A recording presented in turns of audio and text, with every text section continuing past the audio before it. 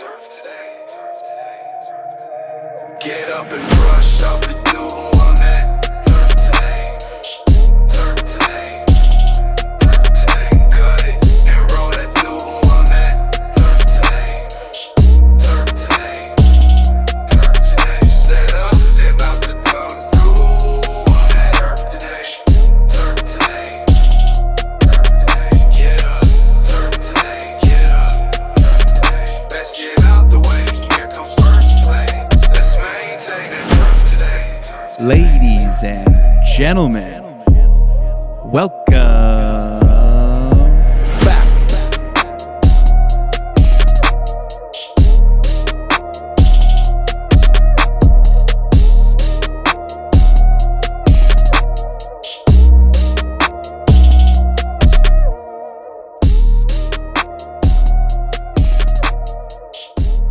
Hello everyone, welcome back to Turf Today. I'm Adam Kershane, joined as always by Brian Laurent. And this week we're talking turf with Anthony Angelis, better known as Turf Boss online. He's the superintendent at Granite Ridge Golf Club in Milton, Ontario, where he manages a 36-hole, busy public facility. We dig into Anthony's journey through the industry, all the challenges of running a large operation, and why authenticity matters in this line of work. And when we start this episode, there is a little spoiler if you have not seen Happy Gilmore 2 yet. Watch out for that when we start talking about that. Other than that, we wanted to shout out all of our sponsors lately have been killing it online with everything they've been doing through their marketing and with helping us on the podcast. We're so grateful to be supported by such amazing partners, and we can't wait for the future of what our partnerships hold. We also want to see you all wearing the Turf Today logo, so hit up turftodayshop.com. A lot of great stuff on there and some flat rates for shipping all over the world. Turf Today is recorded on the Superintendent Network and is brought to you by Toro. When the sun rises over a golf course that's still wrapped in morning dew, Toro is already there, helping you craft every cut, every roll, and every perfect green. For over a century, Toro has stood beside those who shape the game from the ground up. This isn't just equipment, it's a partner in the pursuit of excellence. From the first pass to the final mow, Toro delivers precision, reliability, and the power to inspire. Always solving, always evolving. 5 months away from Christmas, basically. So 6 months away from conference. yeah, There you go. Man. God, that's scary. Well, it means we're enjoying our time, right? If time's flying by, that means you're having Yeah. fun, as they say. Absolutely. Taking lots No of one's pictures, having more lots of fun. memories. You enjoying it with the fam? You getting out with the kiddos? We've been trying to. We've Yeah. been trying to. Our kids are pretty busy. You know, little 4-year-old boy's probably be an athlete of some sort one day. He's got a lot of energy. Like, just look at him at the end of the day, and it's like, how are you still going? Like, Yeah. how are we still doing this? That's it. But no, it You keeps us think going. they think they're going to wear themselves out, and they just keep going. It's unbelievable, and I'm sure we were like that when we were younger too. Our parents probably just looked at us like, "Did you just sit down? Like, just take a break." Oh, It's that's been awesome. fun. I was gonna ask you, have you watched Happy Gilmore 2 yet? Not yet. No. Oh, Have you? Yeah, we watched it that Friday night it came out. We were pretty excited. My wife hadn't seen the original, so we had to watch that on the Thursday night, and then sat down and watched the new one on Friday, which a lot of people didn't like it just because it's obviously hard to remake or make a sequel to one of the greatest golf movies ever made. Right. But no, I still thought it was great, and a lot of a lot of good cameos, a lot of golfers in it, a lot of callbacks. His whole family's in it, which would have been a kick for him to get to film that whole thing and Oh, be with his family and stuff. So I enjoyed it. Thought there was some that's awesome. nostalgia. Is it a great movie? No. Like the writing and the actual like movie itself, no. But it's Happy Gilmore. Like The you're plot watching it line throughout. isn't remarkable. Yeah, I thought the first half was pretty good, and then you get to the end, and you're just like, what is going on here? That's what everyone. It's That's what I've happy. read. That's all. Yeah, That's the main thing I've read is like the first half of the movie's great. The end of the movie is just like, what on earth is happening? it just So, got a little uh, wild, but yeah.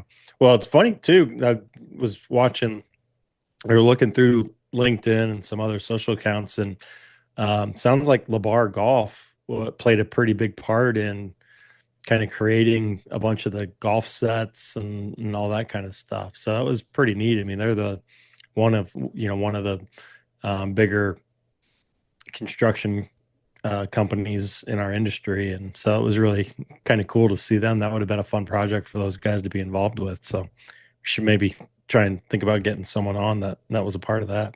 Absolutely. That'd be really good. I know Tanner Kaufman from the TGL there. I know TGL. I think he posted something just shouting those guys out. And he was like, don't forget though, who had the original rotating green, which you're going to have to watch the movie to get that. But yeah, I was gonna say you just gave some away. spoiler alert. Sorry about Yeah. that. But yeah, he was just poking fun at those guys, but also, kind of saying what a great job they did. And it was cool that they had a hand in Yeah. the movie. There's so much golf stuff that was involved in what they had and all the players. It sounded like they almost had Tiger too. It didn't work out with his schedule. Oh. Yeah, I think there was 29 golfers they asked to be in the movie, and they got 27 of them. Like Oh wow. Phil and Tiger were the only two that didn't get their way in there, but it's a good one. Yeah. They have to do with the divot heard around the world. No. What's that? I haven't heard that one. It hasn't made it to me yet. No way. Well, we posted on Turf today picture of a hole with a divot like beside the hole, like into the cup. Oh. One probably the most disgusting divots I've ever seen in my life.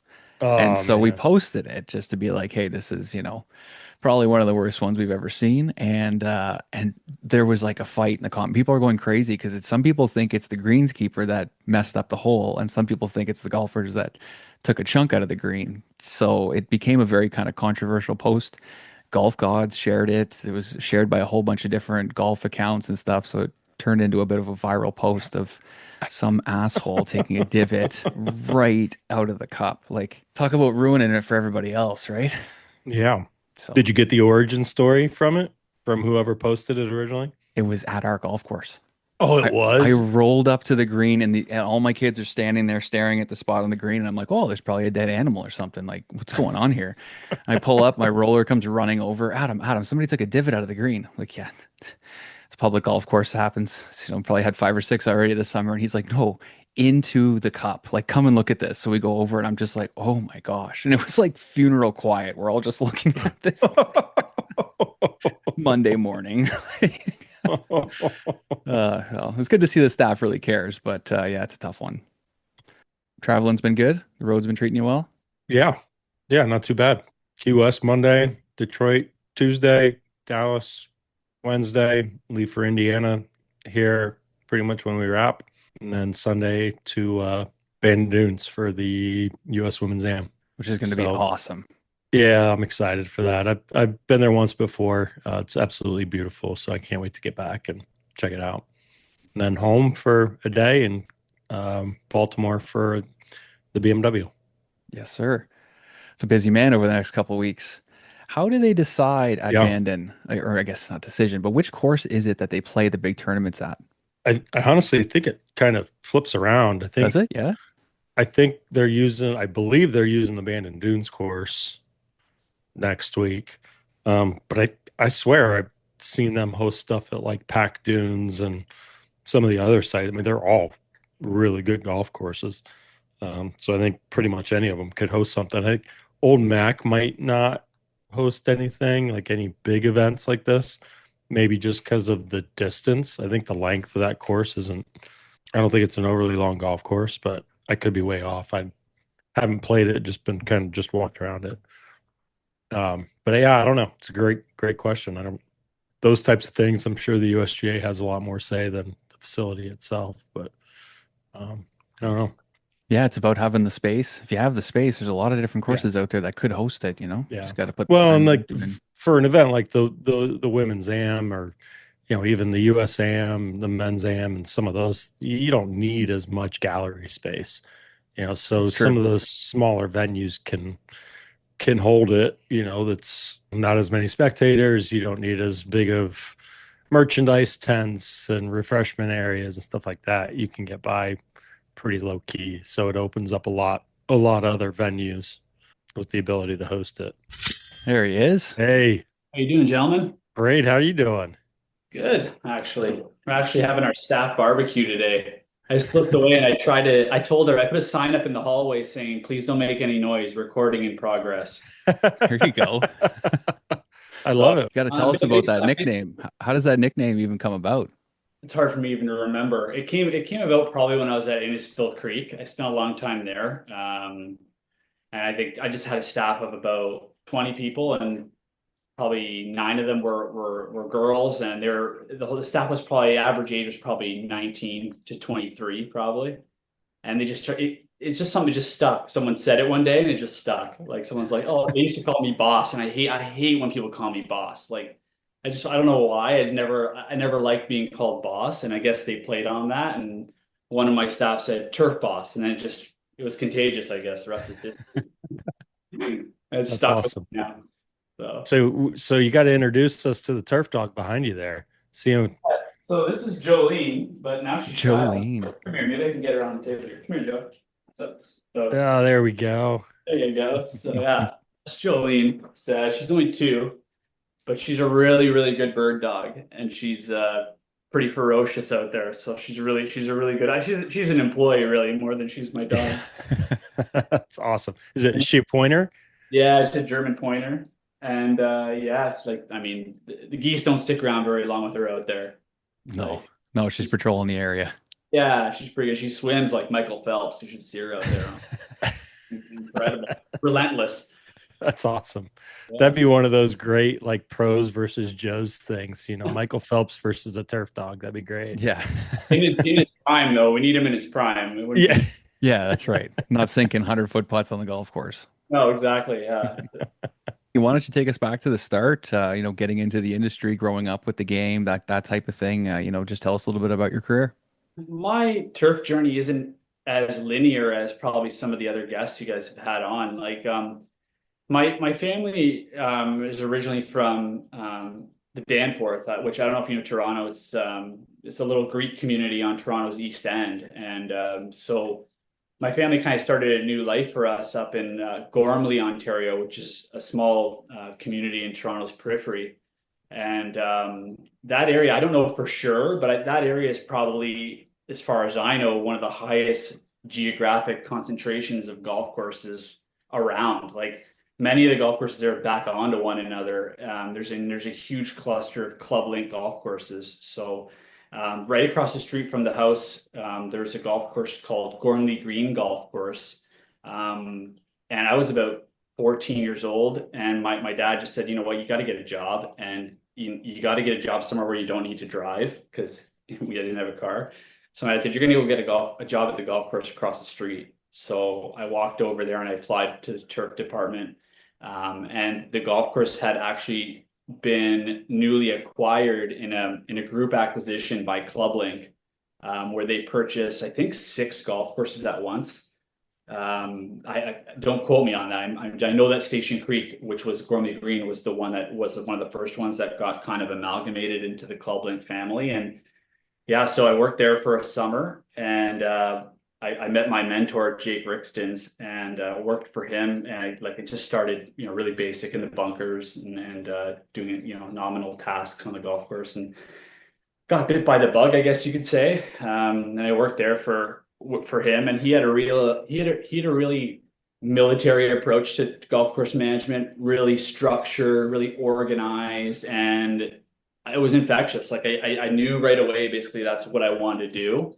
I didn't know for sure for a living, but I knew for, the undecided future that I'd be working at a golf course. So I've jumped around a lot. Like I'll give you the broad strokes, but I worked with him for quite a bit of time over there. And then in the meantime, I was now fast forward. I worked there for probably 3 years. And I went to school. Now I was in university age, and I went to school for broadcast journalism at York, if you can believe it. And I can. You're very well spoken. Yeah, You're great yeah. in front of the camera. thanks. So yeah, so I went to school for broadcast journalism, and then somewhere along the way, I realized that, because I'd been working at the golf course every summer, and somewhere along the way, I realized, I think there's more of a career for me in turf than there is in broadcasting. I got a little bit discouraged by a couple of the roadblocks that were in the way, because in broadcast journalism, you have to do a lot of internship, unpaid internship, before you can even get ahead. So Yeah, being discouraged by that, and then also the positivity of actually being in the golf business at the same time really helped kind of propel me towards taking a major in turf. So that's what I ended up doing, switching majors to turf. And yeah, so I worked there. Yeah, I worked for in turf for quite a while with Station Creek at Station Creek, and then my mentor went on. Actually, he told me what I should do is probably see how other organizations are run. So I went and worked at some private clubs in the area. I went to Magna Golf Club, which is not too far away from Station Creek. It's probably about another 10-minute drive. So I took a job at Magna Golf Club, and I got to see, what that organization was like, and it was just night and day, like 60 plus people on staff. Just, really well-oiled machine with Superintendent Wayne Rath at the helm, who's a guy I really, really look up to in this business. And I got to learn a lot from him. So I worked for him for a little bit. And I tested the waters at other golf courses too. I was always pushed to try and see how other operations work, and kind of, gather my own skill set from some of the best in the business. So Wayne was one of them. And then I went and worked for Larry Allen, as another veteran superintendent, I'll call him, at Meadowbrook Golf Club, which is also very local to Station Creek. And I worked for him for a couple of years and learned a lot about spraying and how to do in-house projects on a real tight budget. It was a private club, but a real blue collar private club on a tight budget. So he was a type of guy who showed me how to work, how to build T decks on with nothing and no resources. And he was the type to take on a major project on his own, and I mean on his own, like one person taking on these projects. So yeah, I have a pretty extensive experience just moving around within the private sphere, and then an opportunity came up for me to actually go back to ClubLink and work with my original mentor, Jake Rixtons, again, in building a golf course called Windance Golf Course. It's in Uxbridge. So I actually followed him, and I got to see what construction was like and be part of it from beginning to end. So right from, moving earth with bulldozers right to growing in the golf course, which was, I didn't know at the time. I thought that was going to continue to happen forever, but that was one of the last golf courses that I was part of building from scratch anyway. Yeah, so I worked with Jake for a while on that project from beginning to end. And then after that, I went on to, they started a program called the Aspiring Golf Course Superintendents Program, and it was within ClubLink, and it was initiated by the director of turf operations. His name's Andrew Keffer. And what Beauty, by the way. You guys have met him? Yeah, or talked to him? Yeah, Oh, yeah. Yeah, he's a great guy. So he started that program, which was it was short-lived, but he gathered a few guys that he knew that wanted to make careers out of being superintendents, who wanted to be golf course superintendents. So he, I guess, called around to different golf courses within ClubLink and found me and a few others, and started this construction crew, you'd call it. And we would travel to all of ClubLink's golf courses doing renovations. So we did Kings Riding, King Valley, Diamondback. And then I did one called Bethesda Grange. It was called Rolling Hills Golf Club, but we did a couple $1 million renovation to it, and kind of made it more of a ClubLink golf course you'd be more familiar with now. We had, did extensive bunker renovations, drainage renovations, irrigation install, and stuff like that. And I got to work with a guy named Paul Takahashi. He's an architect. I don't know if he's still a practicing architect anymore, but man, I'll tell you, they were so hard on us. Like the construction end of the business was something that I experienced at Windance, but I had never experienced, that in depth, being that involved. Because I kind of went from just a construction foreperson to construction supervisor within that role. And man, today's work culture is nothing like that. Like that was, they were incredibly hard on us. I remember seeing 3, 4, 5 people get fired right in front of us, like, public firing, public humiliation. But you know what? It was a great tool in making us better at what we did. Like because they were so strict on us and so hard on us, it made us better operators. It made us better at what we did. I know it sounds ridiculous by today's standards, but it really helped me kind of push me forward in this. My work ethic completely changed. I thought I had great work ethic before I worked for them, but I didn't apparently. So, and I would go home at night and punch holes in the wall because I was so frustrated with with working with, working in such a high stress environment, but prepared me for today. So yeah, I worked with them for a while, and then after that, the company, I guess they went separate ways with Paul. And then I had no choice but to find a job in construction still. So I took a job with a company called Evans Golf. We built Lebovic Golf Course, and then the company went bankrupt. So I had to look for jobs in turf after as a superintendent, which was the ultimate goal. So Not a bad fallback. Yeah, no kidding. honestly, it went well. Like at first, I was so it was tough adjusting back, like going back to turf because my expectations after had been like, I mean, construction, you have a little bit more of a cowboyish attitude towards the work you do. And then you go back and it just doesn't, it seems like everybody's lazy when you go back. I don't want to sound like, too harsh, but it just seems like, no one was keeping up with that type of pace that I expected. Right. So I took a job at a place called Harmony Creek Golf Center. It's in Oshawa. And I was actually told by my mentors early on, like, if you want to be a golf course superintendent, you can't be at a private club forever. You got to go work at a club where everything's your problem. And like, if there's a piece of garbage on the ground, it's your problem. If, the image of the property is not right, you're the guy who's got to change it. And, I can't think of a better place than Harmony Creek Golf Center to have done that to me because I had to cut greens while changing holes and holding a bunker rake. Like I had to do everything basically. I had 3 employees plus me. It was misery, but it was an amazing starting. I wouldn't change anything. If I had to rewrite the story, like I wouldn't change. I would have done the same thing because, and I'm not going to knock private golf club superintendents because, I came from there and I have a lot of friends, close friends in that business, but some of them don't get the experience of, a nozzle breaking off your sprayer on the green and, green dye going all over the green, and having to fix something or a hydraulic brake or something that's happening that's really pressing that you got to fix without the resources to do it with. So it really prepared me. And they were difficult ownership, like a very difficult ownership to work for. So that prepared me too for like any type of ownership, and everything else was a breeze after that. Like it really wasn't. That didn't last very long there. I did 1 season there. I spent twice what they allowed me to spend in budget.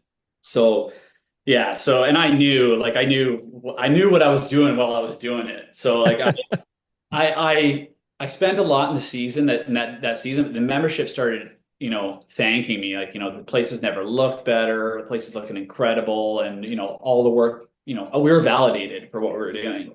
It felt good. But I knew that it wasn't like, I knew that I was causing issues. So by the end of the season, actually, a sales guy came up to me, Mark McIver from All Turf, and he said, your job's being posted. And I said, no, wait, what? I didn't. I said, but I'm not surprised that it's being posted. Like I know that I've been spending too much, and I'm not the type of guy to go in and save you guys money. I'm the type of guy to change the image of the golf course, and I've always used the term. And I wrote it to you guys earlier, FTO, and it's failed turf operations. And I think it's unfortunate, but I kind of made it a name for myself in the business of taking over from failed turf operations and trying to turn them around rather than places where the key's already in the door and all I had to do was turn it, right? So Harmony Creek was definitely that place. And so yeah, Mark McIver came up to me and said, I know that your job's being posted for, how would you like to take a job in Innisfil? Place is called Innisfil Creek Golf Course. So I'm from the GTA. I Googled where Innisfil Creek was because I had no idea where Innisfil was. So I Googled it, saw where it was, and it was about half an hour from the city. And I just said, yeah, sign me up. So I ended up in another failed turf operation situation there. It had been not like there was a really great superintendent there for 15 years before I got there, an incredible guy named Bob Rossi, who I still talk to regularly. But he was at the tail end of his career, he was approaching 70. So, and the ownership had not given him much rope to work with when he was there. And one of the advantages, I mean, aside from Harmony Creek to taking over a place like that, is that there's a honeymoon phase where they let you kind of do what you want to do because they want to kind of see the golf course go forward too within reason. And the ownership there was tremendous, man. They were great guys. Like a great guy to work for, and it was a one owner show. So if I wanted something, I just called him. I need a new fairway unit. It's either yes or no. Like it wasn't. I didn't have to approach a board to wait for an answer. It was like an over the phone conversation. So, but Innisfil Creek was very much my the biggest contributor to my career, I think, after Harmony Creek, and I spent 9 years there. Took it from a very modest golf course, and I think they were about $40 a round when we started there. And by the time I had left, they were about 75 or 80, if I'm not mistaken. So they went up significantly in green fees and in rounds because the reputation started to improve pretty quick, and it didn't take much. It wasn't like, you know, it's funny. The little things are all really. And I know that in your last podcast, I was listening to the Ashley boys talk and about their new spot. And it doesn't take much to really change the image of the golf course around, especially if it's been left kind of on it to its own devices for a while. And that's kind of where Innisfil was. There was some major construction that needed to be done, which was right up my alley, but really just a proper like nutrition program, making sure the greens were fed properly and on time, and then a disease management program, really bare bones one. And then the ownership there didn't really have like crazy expectations for us. So it was a good opportunity for me to make mistakes and, accidentally put 3 bags of ferrous sulfate in the tank instead of one, like something like that. But like, it was just an opportunity for me to kind of make mistakes and not be on stage while doing them. Right. And the ownership was they were like hands off. So it was really cool. And they let me increase the budget, increase the amount of people. I started walking the greens instead of riding them. So I had to hire 4 people instead of 1 to do the job. So, just little things, but it was very, very much the most exciting part of my career from my late 20s to my mid 30s. So yeah, I had an amazing time there. And unfortunately, Innisfil Creek ended up actually closing its doors. So I had to move on from Innisfil Creek, which was hard. And I don't know if you guys have ever seen a golf course during its closing or gone back to visit it as it's been closed. But I actually stayed on a consultancy basis with Innisfil after they'd closed. And then, man, was it ever painful to go back and watch your golf course grow in? Like, do you know what I mean? Like, imagine watching your greens go knee high. Like, it's weird. Yeah, it was really weird, especially since the last year I was there, they let us put like 100,000 onto. We did $100,000 job on one of our holes, number 7, and we converted a waste bunker into a fairway, and just a huge project, drainage, and irrigation install and bunker reno, and it was like we closed 6 months or 8 months later. It wasn't seeing it coming, so it's kind of strange. We are back with PhD agronomist Tony Goldsby from the Andersons for another segment of Ask the Agronomist. Today's question comes in from Jammin Spake. What is the best variety of Bermuda for greens? Well, thank you again, Adam, for having me on the show again. And that's really a great question. So when it comes to putting greens, especially when I think about warm season climates, really ultra dwarf Bermuda grass varieties have kind of been the go-to standard, for quite a while, and for good reason. Now, when you say the best one, I think a lot of that probably goes into, where are you located in the South? And then you also have to think about things like, what's your budget, your maintenance intensity, and really what are you aiming for in terms of the surface that you're going for, in terms of ball, roll, and speed and density and just the turf resilience overall, because that certainly is going to play a factor in what cultivar that you might want to select. But, there's been a few of them been widely out there and used a lot for quite some period of time and have been proven to be great ones. One that comes to mind is Tiff Eagle. was obviously developed at the University of Georgia and has been, well known for its fine texture, and its ability to perform at those ultra low mowing heights that you're going to want on a putting surface. And then a couple other that I know are used out there in quite a bit of frequency are also Mini Verde and also Champion, and again are really well known for being able to take aggressive inputs, which is really important when you're managing ultra dwarf varieties. So that's really the list for those. I know certainly you asked about putting greens, but obviously I would have probably a little bit different list if we were looking at fairways and some of the other areas on the course. But there's a lot of great breeding programs going on still out there, and I think you're going to continue to see more varieties that show up.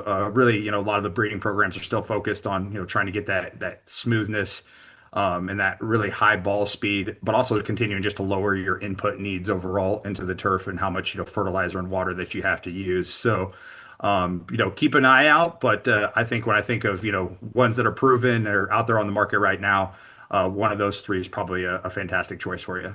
Yeah, and we hear a lot about those three on our show, and they seem to be very proven. And like you said, when you move to a fairway or a tee where you're taking a divot, things are a little bit different there. So it's good to hone in on some specifics here. Well, this wraps up another Ask the Agronomist segment featuring Dr. Tony Goldsby from the Andersons. It sounds like you take a lot of pride in taking on those FTOs, as you call them. Expand upon the satisfaction of going into one of those situations and spearheading its transition. The beginning, there's not a lot of satisfaction at the beginning. There's a lot of pain at the beginning because you look around with what you got and you're kind of thinking, you have to take a step back and think, what can we do? What are the small things that we can do right off the bat to start improving the product? And then while you're distracting membership with the conditions being so much better, you're able to go and move some of the bigger building blocks behind the scenes, right? When it comes to irrigation, drainage, and taking on all those other issues with the club. But the satisfaction in the end is addictive. To be honest, it's addictive. It makes you not want to. It makes you not want to go to a place that has everything figured out. It almost makes you want to continue to go on and fix clubs that have been failing. There are turf operations that have been failing. And I want to be clear when I say that the turf operations are not always failing because the golf course superintendent is dropping the ball. I was always told one of my favorite quotes is, you can tell a lot about a person by the way they talk about the guy who did the job before them. And I never have been the guy to come in and say, oh, the superintendent has done such a terrible job here, and here's why ABC. Because we all know there's situations that go on behind the scenes that contribute to an operation going downhill. It's not always the superintendent. A lot of times it's the relationship between the super and the owners, and maybe a communication breakdown between the two. So it's in short, it's always exciting, I find, to do that. Now in my career, I'm 38 now. I don't know if I have I don't know how many FTOs I have left in me to go and do the next step for me. And naturally, I think most of us should always be aspiring to go on to private clubs, right? That's what we want to do, end up there at the end, right? And for me, I feel like I've been a caterpillar long enough. I think it's time to be a butterfly eventually. So I think, and I'm not saying that doing that and restoring golf courses' reputations is less than. But I think ultimately I'd like to do something that's kind of more the end game in what we do in turf grass maintenance. So, Anthony, I wanted to ask you a little bit about ClubLink. You mentioned it a few times there in your career and working with them. Yeah, so ClubLink's it's very unique to Canada. I'm not 100% sure how things go in the United States, but I can tell you for Canada, ClubLink is, as far as I know, the biggest conglomerate of golf courses that are incorporated. So under one membership, you can play, I think they're at 30 something golf courses now. And the number is growing. I think they just acquired 2 new ones this past season, but it's a very unique company in terms of what they offer the golfer for the golf experience they offer, because one membership allows you to play basically all over Ontario, and they actually have some clubs in Quebec also. and Ottawa region too, which people from the GTA, it almost seems like another planet. I know that you're from that, but so it's a unique business because it allows the golfer to have like for the same price, and don't quote me because I'm sure the prices have changed since I was with ClubLink, but for a pretty good price, almost what you'd compare a one club private membership, you get the opportunity to play whichever courses you want. So and if you can't get a time one place, you can get a time somewhere else. So it really maximizes the short seasons that we have up here.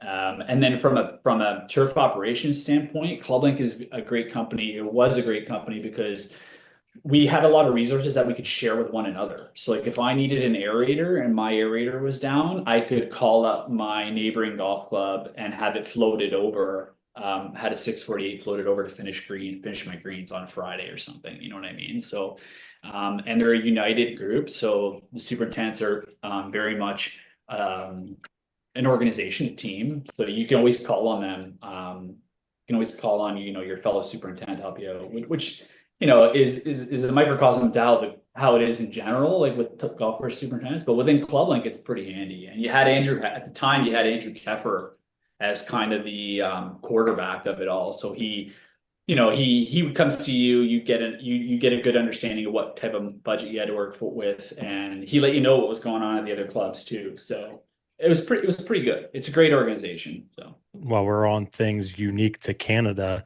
your regulations up there are a little stricter than they are here in the States as far as use of different chemical products. Talk about some of the challenges of having your hands tied behind your back to face some of these challenges, agronomically speaking. that's a great question. That is a great question. Yeah, that is a great question. I just had my audit yesterday, so it's funny that this came up now. But yeah, we had our audit yesterday, and I was actually talking about this to the auditor because the auditors that verify all of our applications for the seasons are an outside company. They don't have an agronomic or an agricultural background, so I was actually talking to her after the audit was done, and I said, there's a product coming off the market, chlorothalonil, which you guys obviously are really familiar with. It's so tried, so true, so tested in our industry, right? And it's one of the only multi-site products on the market anymore. So for it to be we're getting restricted from it now. I think we have one more year to use it after this. So I stocked up a little bit and I have enough for this year and next year. But I was explaining to the auditor that the more tools that we have taken away from us chemically actually increases the amount of spraying that we have to do to make it between these intervals of 14 to 21 or 28 days. And if I said, do the math. So if the only exposure to the environment and to the operator is during actually applying chemical, if we have to apply more times at, a lesser efficacy, then aren't we exposing the environment to more chemical more often? So, and she didn't answer me. She didn't answer me, and she put me in contact. I haven't been able to actually reach out, but she put me in contact with the PMRA. So I'm going to have a conversation with them soon and voice my kind of opinion about it. But the biggest challenge has been losing some of the controls that we've had. Most of them have been fungicides. We've been not too bad with, but it's more insecticides. Like I know I can't tell you how many guys are battling ants right now. And we have no real way or real tools to combat ants, and which is a shame because it's such an impact on play. So, but I mean, I've started the last couple of years because I've been seeing kind of the writing on the wall, reaching out to my old mentors like Wayne Rath, Ian McQueen at St. George's, and a few other guys, and they've put me on to more of a biological approach to chemical application. And so, lessening the amount of pesticides we're actually using and kind of preparing yourself for a time when we don't have any tools to combat disease with. Jeff Stoffer over at Rosedale is another contact I keep in touch with pretty closely. And he's a guy who, is on the humic acid, the fulvic acid, and just trying to lessen nitrogen inputs, and then just go with straight biologics. and try and get by. So he's a steward of that. And I got to thank Wayne and Ian for that. They've helped me kind of increase the efficacy of the products I am using so that I don't have to go out as often or I have options. What do you think financially? What's the impact going to be on your budget? You mentioned potentially having to spray more frequently. Is that going to impact the bottom line? I think the problem too, yeah, I mean, it will. I think the problem mostly is that because we're going to be limited in our chemistries, that we're probably going to develop some more resistance. So we're probably going to have to go in spray in between intervals, especially the pressure that we've got here in Southern Ontario, specifically right now where I am at Granite Ridge. We're in an area with tremendous dollar spot pressure and apparently Pythium pressure too, which I didn't know until last month. Lucky you. Yeah, lucky me. I found out, so I've never seen it before. So that was in 26 years. This is the first time he's seen it. So I That think, video you sent us was pretty intense. It was oh man, gnarly. yeah, it was surprising and testing and humbling too. So yeah, so because what, it's funny. Side note about that about Pythium is that I'll admit I always thought that getting Pythium and having issues like that were a problem that was a management issue. Like, you didn't have the right chemical in your rotation. You didn't see it. Why didn't this guy see it coming? You know what I mean? But there's not a lot you can do. Like you get the perfect storm of weather and you're getting it. Like, and there's guys out Windsor way, which they prepare for it every year because they get it constantly. So I'm realizing more and more that it's not the turf manager, it's more where they're at in their environment. But to answer your question about applying chemical, I do think we will be, and I think we will have to make adjustments to our budget and spending more. I know here at Granite, we're a 36-hole facility. This place has never traditionally sprayed their fairways for dollar spot. So I did my first year here, I did one application on fairways because it would look like coffee cake out there on the fairways. So I had to do something the first year. And then now I've introduced them to two, the second year I introduced 2 fairway sprays and now I'm up to 3. But it's nice because the fairways here you call them virgin fairways. They haven't been sprayed. So an old technology like chlorothalonil that guys know will only last them 14 days could last us 28 days here because the turf, it's not a trick that the turf knows here. But yeah, I think in general we could prepare to spend more money for sure if they keep taking tools away from us. Absolutely. I hope you are enjoying another episode of Turf Today. Hi, I'm Matt Pauli with Standard Golf Company, and we are a proud supporter of Turf Today and golf course superintendents around the world. Standard Golf is the leading manufacturer of golf course accessories, such as cups, flags, flag sticks, tee markers, bunker rates, driving range equipment, and all the maintenance tools you need to maintain a beautiful golf course. From tee to green and everything in between, Standard Golf is your premier accessories and maintenance tool provider. And now, back to your episode of Turf Today. So I got to go back to Magna Golf Club, which is legendary here in Ontario. I remember hearing a lot of stories about that course when I went to school. Tell us about the staff baseball games there. Yeah, so part of the nuance of having a staff of, I mean, I would say 40 for sure on turf, plus we had a gardening staff. I'd say altogether we're probably like 65 people.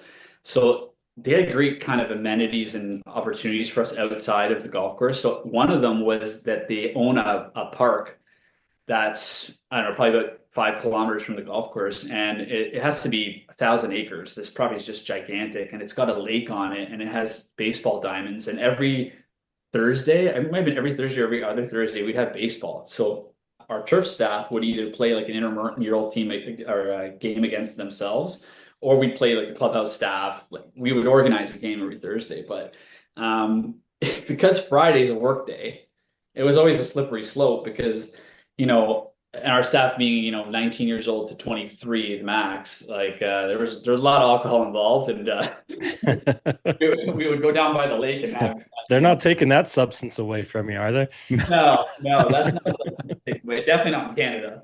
Yeah. So yeah, anyway, our parties would go late into the night, and I just remember one of the memories I got, funny memories, is just coming in the morning late on the Friday after, everyone knows where you were the night before. It's not like you were up studying, right? Like, so, or it's not like you were up church, everyone knew where you were. So I remember coming in the morning and Wayne Rath, great guy. But I remember him just looking at us, looking at me, looking at his watch, and then looking at me again, and then walking out of the room.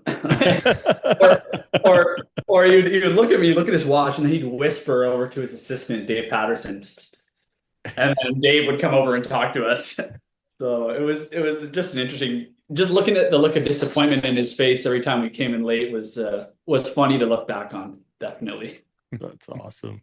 So I know you're kind of a big team culture guy. How do those little things like playing baseball with, other guys on the team, how do those little things make an impact in creating that culture within your crew?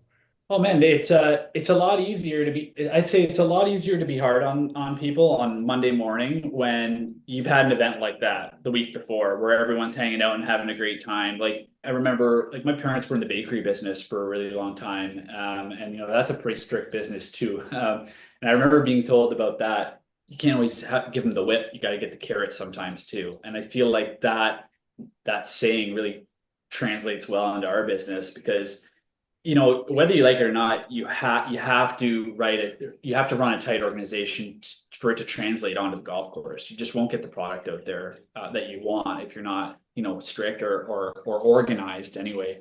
So I find those types of staff team building events, to call them, are crucial. Like you need to have. So like ours today, we're having our barbecue. We're having golf later this afternoon, and I just think it's something that lets everybody wind down a little bit from the grind. Like it's a marathon, right? It's not a sprint. So it's like you really got to kind of alleviate that stress somehow along the way. And I think those baseball games are great. And I like to challenge other golf courses, but that hasn't been happening a lot lately. I don't know why. Every time I try and organize something, it falls through. But we used to organize incredible games against other golf courses. Like it was a lot of fun. And I remember my old boss used to hire. He'd specifically ask you if you had any baseball experience when he was hiring you. He was subconsciously trying to create a team of ringers to go up against other golf courses and just totally annihilate other clubs. So I mean, I love doing it. Honestly, I really love doing it. I just wish it would happen a little bit more. And if anybody's listening to this that's in this area that'd like to challenge Granite Ridge Golf Club to a game of baseball, we're in. We've had a lot of baseball ties, I feel like, on the show over the last 8 months or so. We've had a bunch of guys with some semi-pro baseball backgrounds, so you might get some takers. Yeah, it's funny. You don't see too many golfers going into baseball, though. I guess it just works so well the other way. Yeah, I feel like it's funny you said that. I actually have had a few. I had one young lady who was Ontario like offset champ pitcher. So like, and she played on our team too. Yeah, I've had a few. I actually have a kid on my staff right now who's really young, and he's actually in the running now that's apparently in the running for a competition with Sports Illustrated magazine, and he plays baseball semi-professionally right now. So oh wow, sweet, that's awesome. So those young people that you have on your staff, a person like the young man you just mentioned, do you try to steer them into this industry? How do you kind of guide them along? So it's funny. I've had a few people leave like after working for me and have gone on to be assistant superintendents and head superintendents at other clubs. I've never really pushed it on anyone, but I find that almost every year or every couple of years anyway, there's always someone who comes to me and says, I was going to school for XYZ and I wanted to see like, if there's any opportunity within turf, like for me. And I never stop them. I always tell them how they should go about doing it and achieving, but I always push them towards construction first, like I was saying before. Like I always try and push them into working construction, just setting themselves up for just trying to hone in on their work ethic and kind of tightening that up so that they have it.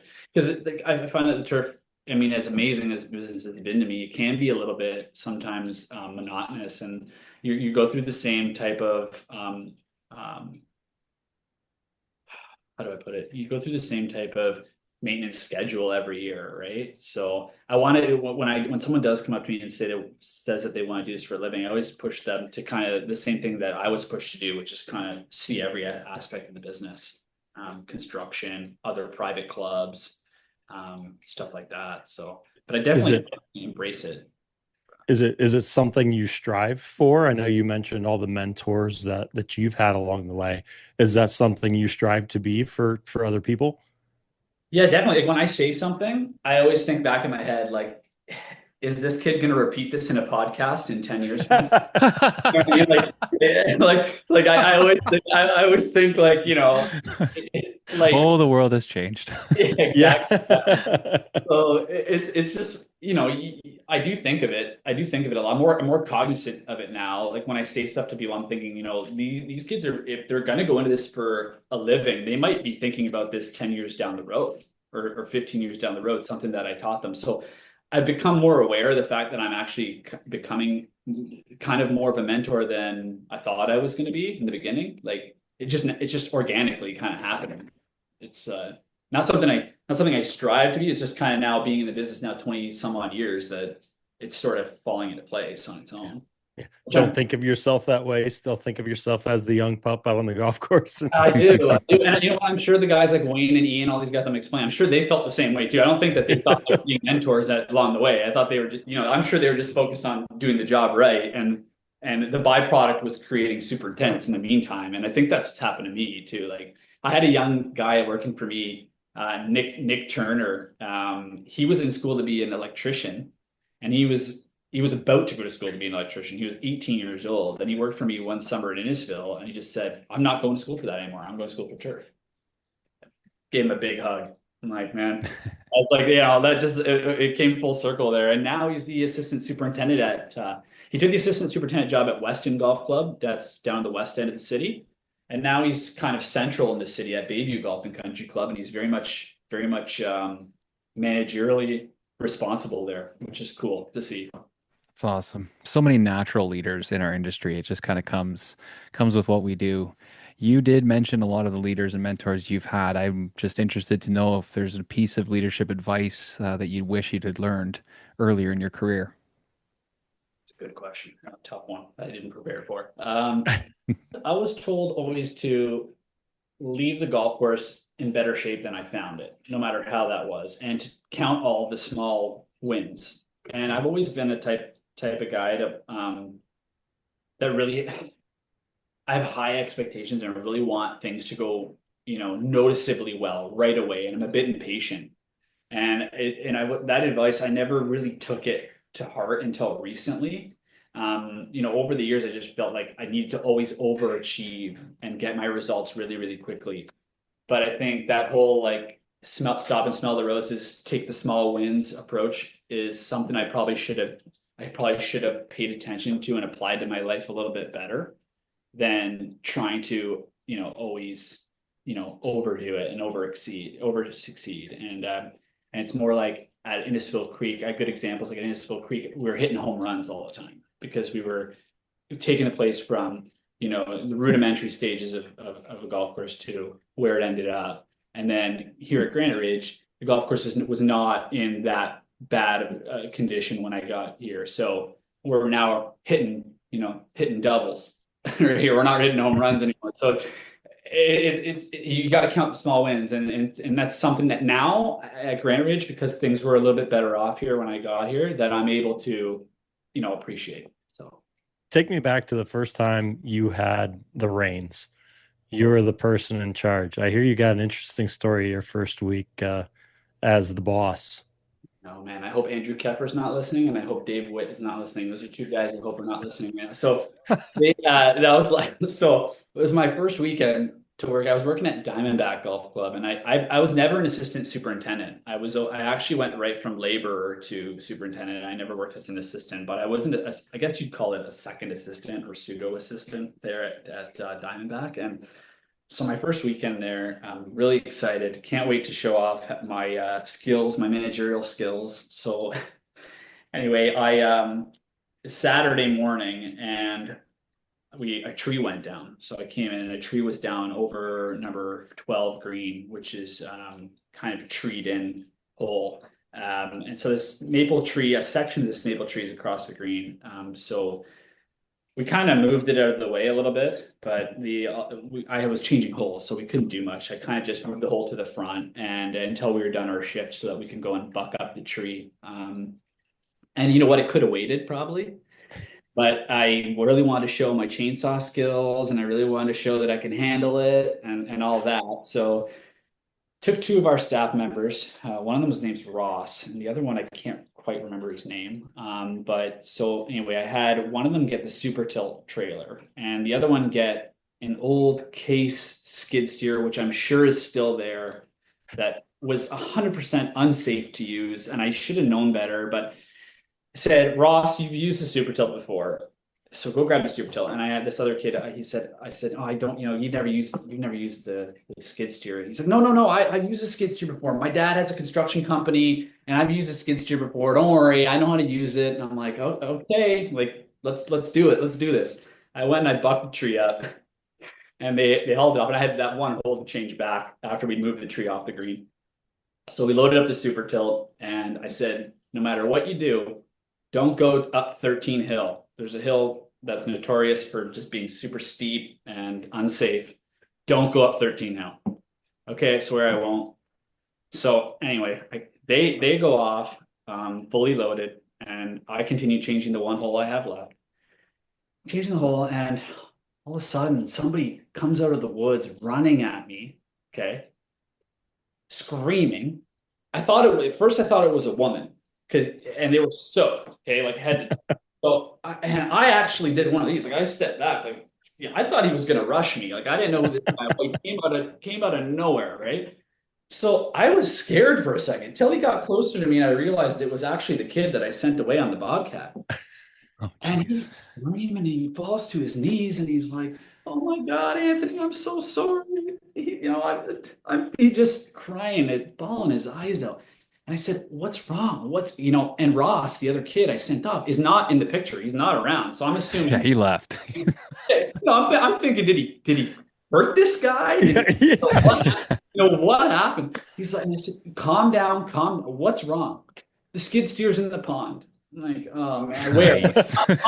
On 13. On 13. I'm like, Oh. he's like, and so anyway, I found out from him that after he went up this hill, and I don't know if the safeties gave out on this unit, but it freewheeled backwards into the pond. And he's lucky. We're extremely lucky that he was okay because he actually broke free. He was submerged underwater in the unit with his lap belts down. Oh my gosh. Yeah, and swum. Luckily he weighed about 100 pounds. He got out of the safeties and swam up to the top. And so I had to call the superintendent back in, and he had gone to Michigan to watch. Well, I think he went to go watch some motorsports event that was going on down there. He had to turn around and come back from Michigan just to deal with this on my first weekend off.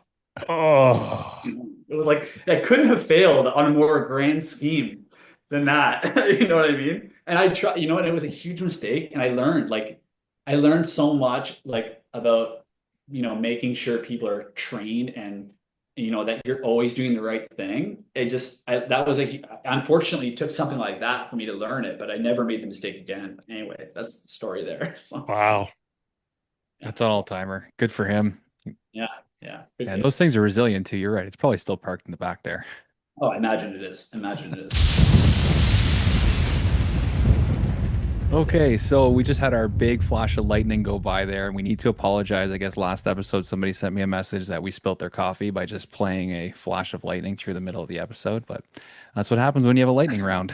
This lightning round is powered by Flash Weather AI. Your heads up before the skies light up, and download the new app, which is very popular today. All right, Anthony, just quick answers here.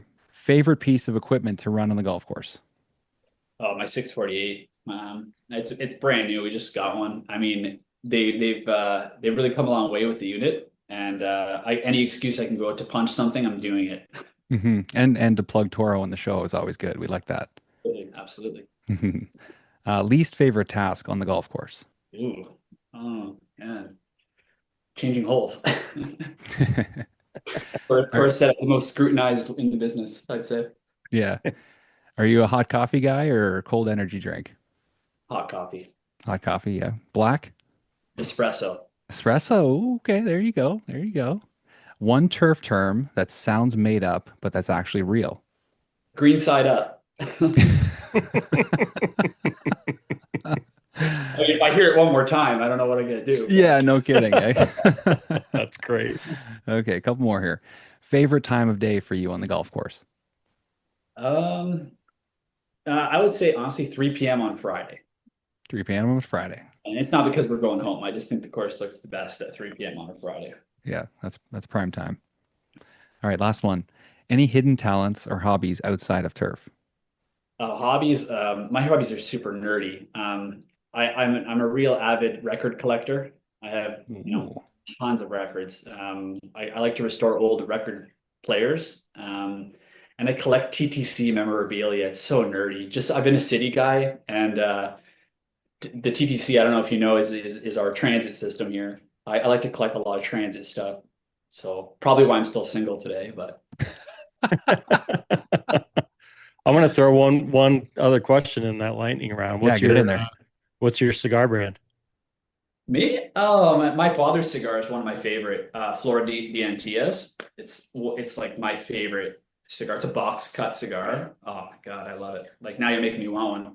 It's I see the ashtray there with the Igor box and yeah, I'm really into that. It's my favorite. That's definitely my favorite cigar. And my dad used to smoke cigars when growing up, and kind of got bit by that early on. He used to like Monte Cristos, and I started on those, and now yeah, that's definitely my favorite. So good question. How about you? Do you smoke cigars? I'm whatever's handed to me. I see. Yeah. Opportunistic. Yeah, I'm a Zen guy, so I keep these things around at all times. Unfortunately, my Nice. wife loves it. Yeah, I'm sure. What's in the tank behind you? So those are piranhas. So I had four. They've been to the last three golf courses that I've been at. They've been with me. Now I've only got one. The others have died sadly. I picked a piranha because I wanted a fish that represented our type of work culture here at Granite. So I think the ferocious nature of a piranha would fit in perfectly here. That'd be our first turf fish we've had on the show. Yeah, I think it is. He's super talented with a fish tank in his office. I'm just saying, but Oh, it's pretty badass, especially being a piranha. Like, yeah. hey, can I feed the fish? I wasn't expecting that. I couldn't tell if there was water in there or not. I wasn't sure if I was going to see like a lizard come through or what was going on back there. But my piranhas. love it. He's a man of many different hats. So we also got to ask you about you were in a Toro video back in 2001. It was a safety training video. Yeah, so I actually remembered that I was in it. I had forgotten that I was in it. So someone was talking on my staff who actually used to work for Clublink, and he said that there's a staff training video that he's got a VHS of. And he's like, I have it at home because it's still in the wrapper. And I said, wait a minute. I go, I think I'm in that video because they filmed it at Station Creek in 2001. And they asked me, like, I guess they were scrambling last minute to find someone to play a role of one of these safety guys. And my job was to push a dummy out of a cart while making a turn. Nice. So I looked it up on YouTube, and it's still available as training material out there. So, I mean, I encourage listeners to take a look at it. I mean, I should have won an Oscar for my performance on it. I hope my sales guy, Bill Martell's listening too, because I'd like for him to dig it up and take a look. That's awesome. We're gonna have to get our hands on that footage for sure. Yeah, I was gonna say we'll have to include that in the YouTube version. Mm-hmm. Please do and tag me in it. That's awesome. Every great course starts with what's beneath your feet. At the Andersons, they know turf isn't just grass, it's a canvas. Their fertilizers, soil enhancers, and precision technologies are built for those who demand more from every acre. Because every blade matters, every detail counts, and excellence doesn't happen by chance. Follow the Andersons today on Instagram at Andersons Pro. I was going to say, did you have to give him your resume as like a broadcast journalism person? You know, a nice transition for your acting career? No, absolutely not. I couldn't have been less qualified for that role, I don't think. If you saw if you saw it, you'll have to see it. Oh my God. Well, you better believe we're taking a deep dive this afternoon. Yeah. Yeah, we're not stopping until we find it. This is your episode here, Anthony. Is there anything else you want to talk about? Any topics you want to address here before we let you roll? Right now, the club that I'm at, Granite Ridge Golf Club, I haven't really talked about them very much, but it's a really busy 36-hole golf course. They do about 67,000 rounds a year, and it's really new to me to kind of have to run a golf course this big. So there's not many properties in our area that are 36 holes. I know of only a couple. But I'd encourage anyone listening that works on a big facility to, reach out to me, and maybe we can commiserate a little bit on some of the challenges of running an organization kind of this big and two properties at once. So been very different from what I've done in the past. And, even I'm learning as I go along, just how complicated it can be having two courses. How many people do you have for 36 holes? I'm 32 right now. Okay. I mean, I know it seems like a lot, but we are spread pretty thin. Oh yeah. And just being such a busy tournament golf course, like I think in September, we don't have a single day that doesn't have a shotgun or a double shotgun. Wow. And then June had a shotgun, double shotgun, or a crossover before a shotgun every single day of June. So the challenges are there, man. Like it's hard to get everything cut in time. And I mean, we're talking about the basics. Like it's hard to get the basics done. So That course is getting used.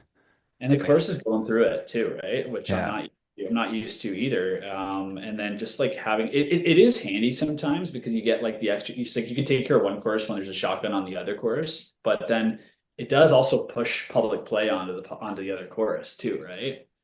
So I mean, yeah, like I guess what I would say is like if there's anyone out there that's working on 36-hole property, like I would love to talk to them. Like I would love to see what they do. I have a few contacts or friends of mine that have done it or are still doing it, but yeah, it's definitely unique and it offers you a different perspective of the business. So, Yeah, every property's different. Everybody's got their own challenges, but adding holes and just expanding things would make it difficult. So good on Yeah. you for moving up and being able to take on something like that, more staff to kind of mentor and work through. And, if you have sights on other things in your career, this will just help you. So Thanks. Yeah, we're taking on a little construction project right now.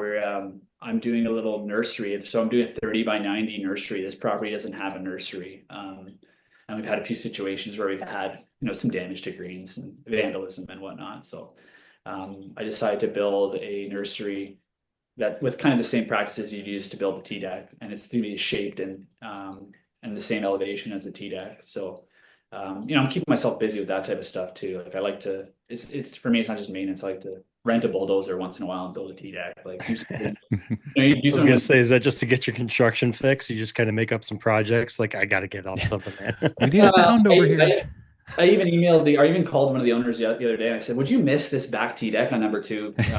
Like, would you miss it if it was gone? Like, because we need soil to build that nursery, I would like to borrow it from here if I could. So yeah, I get, I'm not bored, but it's like, I do have that kind of urge in me to take construction on. I always will. Yeah, it's always fun ripping stuff up. Yep.